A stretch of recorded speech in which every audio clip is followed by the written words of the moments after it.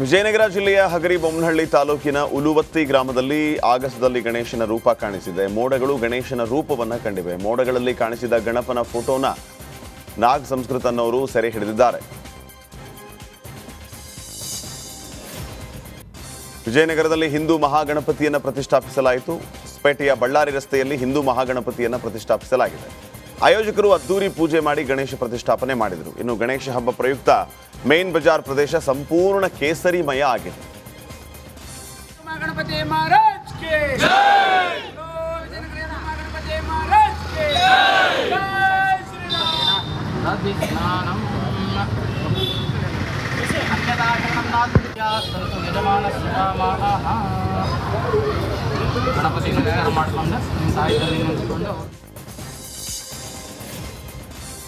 ಸಾಂಸ್ಕೃತಿಕ ನಗರಿ ಮೈಸೂರಲ್ಲಿ ವಿಶೇಷ ಗಣಪತಿ ಎಲ್ಲರ ಗಮನ ಸೆಳೆಯಿತು. ಮಣ್ಣಿನಿಂದ ಗಣೇಶನ ಜೊತೆ ಶ್ರೀರಾಮಲಲ್ಲ ಮೂರ್ತಿ ಕೆತ್ತಿದ ಶಿಲ್ಪಿಯ ಕಲಾಕೃತಿಯನ್ನು ನಿರ್ಮಿಸಲಾಗಿದೆ.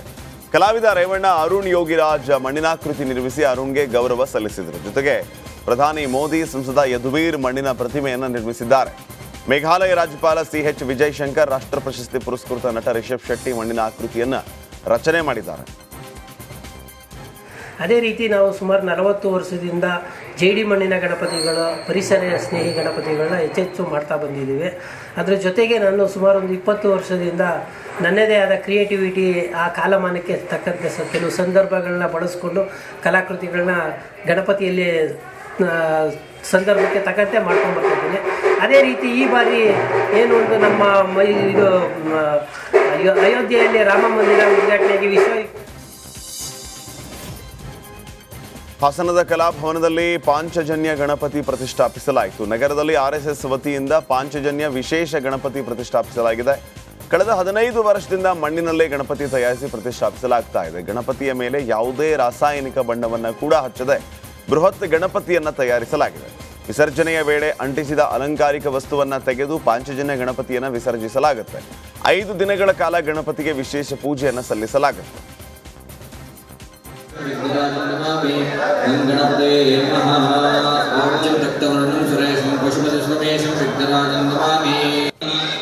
ಪಾಂಚಜನ್ಯ ಹಿಂದೂ ಮಹಾಗಣಪತಿ ಕಳೆದ 15 ವರ್ಷದಿಂದ ಗಣೇಶೋತ್ಸವವನ್ನು ಪಾಂಚಜನ್ಯ ಸಮಿತಿ ವತಿಯಿಂದ ನಡೆಸ್ಕೊಂಡು ಬಂದಿದ್ದೀವಿ. ಈ ವರ್ಷವೂ ಸಹ 5 ದಿನದ ಈ ಗಣೇಶೋತ್ಸವ ಕಾರ್ಯಕ್ರಮವನ್ನು ಹಮ್ಮಿಕೊಳ್ಳಲಾಗಿದೆ. ಅನೇಕ ಸಾಂಸ್ಕೃತಿಕ ಕಾರ್ಯಕ್ರಮಗಳು ಹಾಗೆ ದೇಶಭಕ್ತಿ ಮೂಡಿಸುವಂಥ ಕಾರ್ಯಕ್ರಮಗಳನ್ನು ನಮ್ಮ ಈ ಒಂದು ಗಣೇಶೋತ್ಸವದಲ್ಲಿ ರೂಪಿಸುತ್ತೇವೆ. ದೇಶಭಕ್ತರ ಭಾವಚಿತ್ರವುಳ್ಳಂಥ ಭಾವಚಿತ್ರಗಳನ್ನು ಒಂದು ನಾವು ಏನು ಮೆರವಣಿಗೆಯಲ್ಲಿ ತಗೊಂಡೋಗುವಂಥ ಕೆಲಸವನ್ನು ಮಾಡ್ತೀವಿ. ಹಾಗಾಗಿ ಒಟ್ಟಾರೆ ಸಾರ್ವಜನಿಕರಿಗೆ ರಾಷ್ಟ್ರೀಯತೆ ಮೂಡುವ ದೃಷ್ಟಿಯಿಂದ, ಹಿಂದುತ್ವ ಮೂಡಿಸುವ ದೃಷ್ಟಿಯಿಂದ ನಾವು ಈ ಗಣೇಶೋತ್ಸವ ಕಾರ್ಯಕ್ರಮದಲ್ಲಿ ಈ ಹಿಂದುತ್ವ ಮತ್ತು ರಾಷ್ಟ್ರೀಯತೆಗೆ ಪ್ರಾಮುಖ್ಯತೆಯನ್ನು ಕೊಟ್ಟು ಗಡಿ ಜಿಲ್ಲೆ ಬೀದರ್ನಲ್ಲೂ ಅದ್ದೂರಿ ಗಣೇಶ ಉತ್ಸವ ಆಚರಿಸಲಾಯಿತು. ಕೇದಾರನಾಥ ದೇವಸ್ಥಾನ ಮಾದರಿ ಗಣೇಶನನ್ನು ತಯಾರಿಸಿ ಪ್ರತಿಷ್ಠಾಪಿಸಲಾಗಿದೆ. ನಗರದ ಸಾಯಿ ಸ್ಕೂಲ್ ಗ್ರೌಂಡಲ್ಲಿ ಗಣೇಶನನ್ನ ಕೂರಿಸಲಾಗಿದೆ.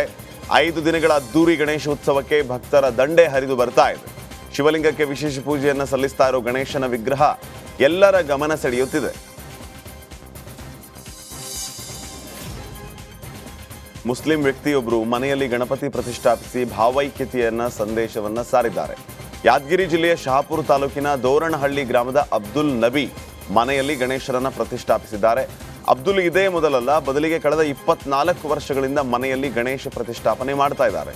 ಹಿಂದೂ ಧರ್ಮದಂತೆ ಶಾಸ್ತ್ರಬದ್ಧವಾಗಿ ಗಣೇಶ ಚತುರ್ಥಿ ಪೂಜೆಯನ್ನ ಮಾಡ್ತಾರೆ. ಮಾನವರು ನಾವೆಲ್ಲ ಒಂದೇ ಅನ್ನೋ ತತ್ವದಲ್ಲಿ ಜೀವನ ಸಾಗಿಸಬೇಕು ಅನ್ನೋ ಸಂದೇಶವನ್ನ ಅವರು ಸಾರುತ್ತಿದ್ದಾರೆ.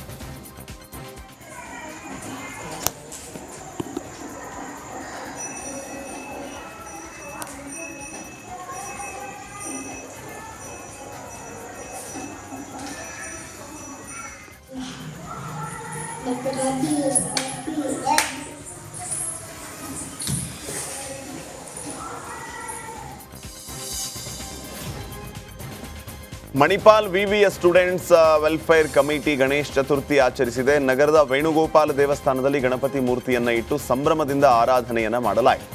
ದಿನಪೂರ್ತಿ ವಿವಿಧ ಧಾರ್ಮಿಕ ಕಾರ್ಯಕ್ರಮ, ಹೋಮ, ಹವನ, ಸಾಂಸ್ಕೃತಿಕ ಕಾರ್ಯಕ್ರಮಗಳನ್ನು ದೇವಸ್ಥಾನದ ಆವರಣದಲ್ಲಿ ಆಯೋಜನೆ ಮಾಡಲಾಗಿತ್ತು. ರಾತ್ರಿ ಗಜಮುಖನ ವೈಭವದ ಮೆರವಣಿಗೆ ದೇವಸ್ಥಾನದ ರಸ್ತೆಯಲ್ಲಿ ಸಾಗಿತು. ವಿದ್ಯಾರ್ಥಿಗಳ ಸಂಭ್ರಮ ಹೆಚ್ಚಿತ್ತು. ಮುಂಬೈ, ಮಹಾರಾಷ್ಟ್ರದ ನಾಸಿಕ್ ಬ್ಯಾಂಡ್, ಜಬರ್ದಸ್ತ್ ಬೀಟ್ಸ್ಗೆ ವಿದ್ಯಾರ್ಥಿನಿಯರು ಕುಣಿದು ಕುಪ್ಪಳಿಸಿದರು. ಸಿಡಿಮದ್ದು ಪ್ರದರ್ಶನ ಗಣೇಶೋತ್ಸವ ಮೆರವಣಿಗೆಯ ವೈಭವವನ್ನು ಹೆಚ್ಚಿಸಿತು. ದೇವಸ್ಥಾನದ ಹಿಂಬದಿಯ ಕೆರೆಯಲ್ಲಿ ಗಣೇಶ ವಿಸರ್ಜನೆಯನ್ನು ಮಾಡಲಾಯಿತು.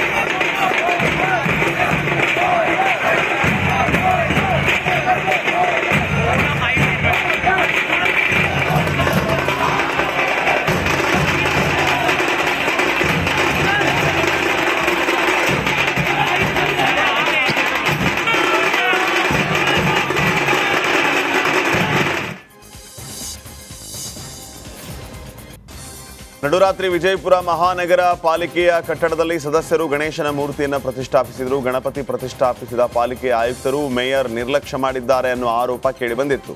ಈ ಹಿನ್ನೆಲೆ ಸದಸ್ಯರೇ ರಾತ್ರಿ ಗಣೇಶನನ್ನ ಪಾಲಿಕೆಯಲ್ಲಿ ಪ್ರತಿಷ್ಠಾಪಿಸಿದ್ದಾರೆ.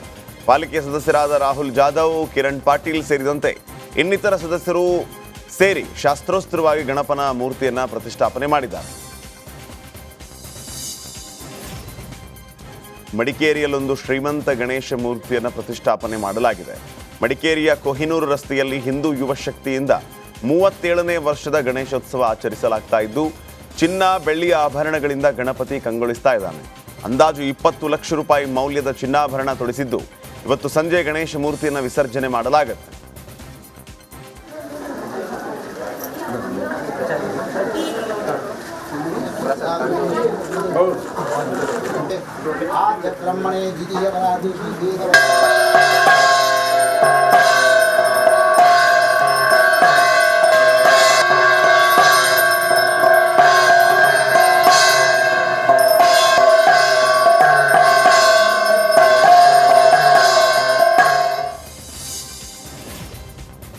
ಶಿವಮೊಗ್ಗದ ಕೋಟೆ ಭೀಮೇಶ್ವರ ದೇವಸ್ಥಾನದಲ್ಲಿ ಇತಿಹಾಸ ಪ್ರಸಿದ್ಧ ಹಿಂದೂ ಮಹಾಸಭಾ ಗಣಪತಿ ಪ್ರತಿಷ್ಠಾಪನೆಗೊಂಡಿದೆ. 80 ವರ್ಷಗಳ ಇತಿಹಾಸ ಹೊಂದಿರುವ ಶಿವಮೊಗ್ಗದಲ್ಲಿ ಸಾವರ್ಕರ್ ಆರಂಭಿಸಿದ್ದ ಹಿಂದೂ ಮಹಾಸಭಾ ಗಣಪತಿ ಸಂಭ್ರಮ ಜೋರಾಗಿದೆ. ಭಕ್ತರು ಗಣಪತಿಯ ಆಶೀರ್ವಾದ ಪಡೆದು ಪುನೀತರಾದರು. ಕೊಪ್ಪಳ ಜಿಲ್ಲೆಯ ಕುಷ್ಟಗಿ ತಾಲೂಕಿನ ಹನುಮಸಾಗರ ಗ್ರಾಮದಲ್ಲಿ ಗಣೇಶ ಹಬ್ಬ ಭಾವೈಕ್ಯತೆಗೆ ಸಾಕ್ಷಿಯಾಗಿದೆ. ಹಿಂದೂ ಮುಸ್ಲಿಂ ಸಮುದಾಯದವರು ಮಸೀದಿ ಆವರಣದಲ್ಲಿ ಗಣೇಶ ಪ್ರತಿಷ್ಠಾಪನೆ ಮಾಡಿದ್ದಾರೆ. ಕಳೆದ 3 ವರ್ಷಗಳಿಂದ ಮಸೀದಿಯ ಆವರಣದಲ್ಲಿ ಗಣೇಶ ಕೂರಿಸುವ ಮೂಲಕ ಭಾವೈಕ್ಯತೆಯ ಸಂದೇಶವನ್ನು ಸಾರಿದ್ದಾರೆ. ಮುಸ್ಲಿಂ ಬಾಂಧವರು 5 ದಿನಗಳ ಕಾಲ ಗಣೇಶ ಪ್ರತಿಷ್ಠಾಪನೆ ಮಾಡಿ ಪೂಜಾ ಕೈಂಕರ್ಯಗಳನ್ನು ನೆರವೇರಿಸಿದ್ದಾರೆ. 4ನೆಯ ದಿನ ಅನ್ನ ಸಂತರ್ಪಣೆ ಸೇರಿ ವಿವಿಧ ಕಾರ್ಯಕ್ರಮಗಳು ಆಯೋಜನೆ ಮಾಡ್ತಾರೆ.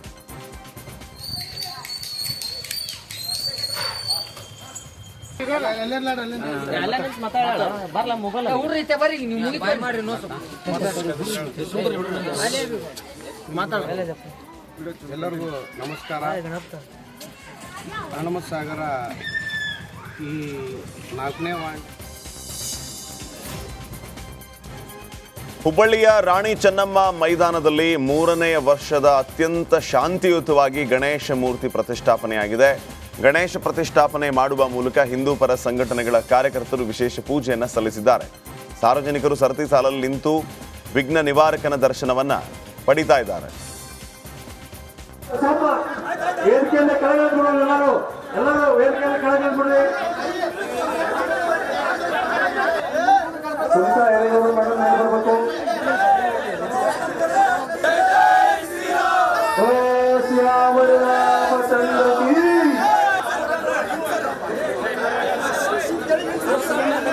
ಸಿಂಹಾಯ ನಮಃ ಅಲ್ಲಿ ಕೊಡು, ಅಚ್ಯುತ ಆತ್ಮ ಕೊಡು, ಅಚ್ಯುತಾಯ ನಮಃ ಜನಾರ್ದನಾಯ ನಮಃ.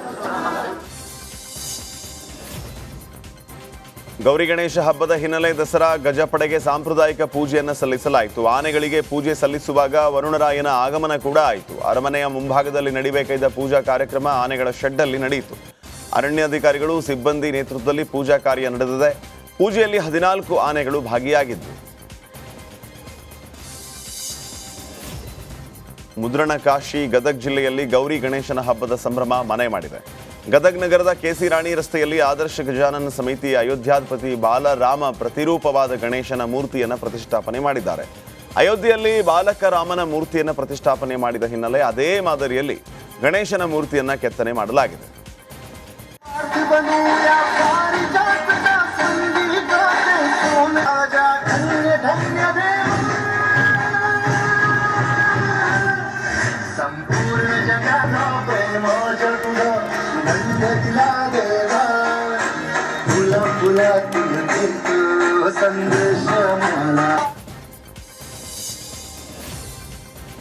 ಬೆಳಗಾವಿಯಲ್ಲಿ ಗಣೇಶೋತ್ಸವ ಮೆರವಣಿಗೆ ಹಿನ್ನೆಲೆ ಸೆಪ್ಟೆಂಬರ್ 16ನೇ ತಾರೀಕು ನಡೀಬೇಕಾಗಿದ್ದ ಈದ್ ಮಿಲಾದ್ ಮೆರವಣಿಗೆ ಮುಂದೂಡಿಕೆ ಮಾಡಲಾಗಿದೆ. ಗಣೇಶೋತ್ಸವ ಮೆರವಣಿಗೆ ಮತ್ತು ಈದ್ ಮಿಲಾದ್ ಮೆರವಣಿಗೆ ಒಂದೇ ದಿನ ಹಿನ್ನೆಲೆ 22ನೇ ತಾರೀಕು ಮೆರವಣಿಗೆ ಮುಂದೂಡಲಾಗಿದೆ. ಸಾಮರಸ್ಯದ ನಿರ್ಧಾರವನ್ನು ತೆಗೆದುಕೊಳ್ಳಲಾಗಿದೆ. ಅಲ್ಲದೆ ಈದ್ ಮಿಲಾದ್ ಮೆರವಣಿಗೆಯಲ್ಲಿ ಡಾಲ್ಫಿ ಡಿಜೆ ಬಳಸದಂತೆಯೂ ಮುಸ್ಲಿಂ ಮುಖಂಡರು ದಿಟ್ಟ ನಿರ್ಧಾರವನ್ನು ಕೈಗೊಂಡಿದ್ದಾರೆ.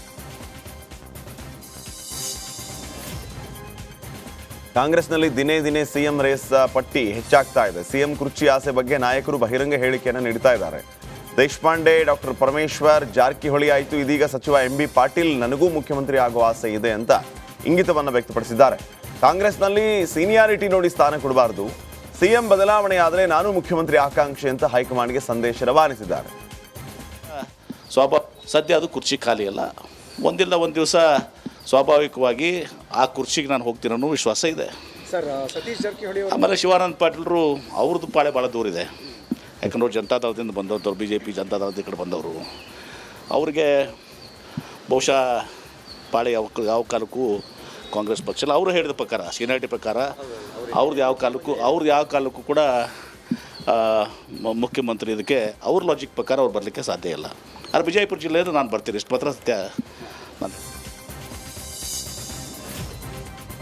ಸಕ್ಕರೆ ನಾಡು ಮಂಡ್ಯದಲ್ಲಿ ದ್ವೇಷದ ರಾಜಕಾರಣ ಮುಂದುವರೆದಿದೆ. ಮೊನ್ನೆಯಷ್ಟೇ ಕಿಡಿಗೇಡಿಗಳು JDS ಫ್ಲೆಕ್ಸ್ಗಳನ್ನು ಹರಿದಿದ್ದು, ಇದೀಗ ಕಾಂಗ್ರೆಸ್ ಫ್ಲೆಕ್ಸ್ಗಳಿಗೆ ಬ್ಲೇಡ್ ಹಾಕಿದ್ದಾರೆ. ಹಳೆ ಬುದನೂರು ಗ್ರಾಮದಲ್ಲಿ ಗೌರಿ ಗಣೇಶ ಹಬ್ಬಕ್ಕೆ ಶುಭಾಶಯ ಕೋರಿ ಅಳವಡಿಸಿದ್ದ ಕಾಂಗ್ರೆಸ್ ಶಾಸಕ ಗಣಿಗ ರವಿಕುಮಾರ್ ಫ್ಲೆಕ್ಸ್ ಹರಿದು ಹಾಕಿದ್ದಾರೆ. 3 ದೊಡ್ಡ ಫ್ಲೆಕ್ಸ್ ಹಾಗೂ 7ಕ್ಕೂ ಹೆಚ್ಚು ಸಣ್ಣ ಫ್ಲೆಕ್ಸ್ಗಳಿಗೆ ಬ್ಲೇಡ್ ಹಾಕಿದ್ದಾರೆ. ಕಿಡಿಗೇಡಿಗಳ ಕೃತ್ಯಕ್ಕೆ ಕಾಂಗ್ರೆಸ್ ಕಾರ್ಯಕರ್ತರು ಆಕ್ರೋಶವನ್ನು ಹೊರಹಾಕಿದ್ದು, ಸ್ಥಳಕ್ಕೆ ಪೊಲೀಸರು ಭೇಟಿ ನೀಡಿ ಪರಿಶೀಲನೆಯನ್ನು ನಡೆಸಿದ್ದಾರೆ.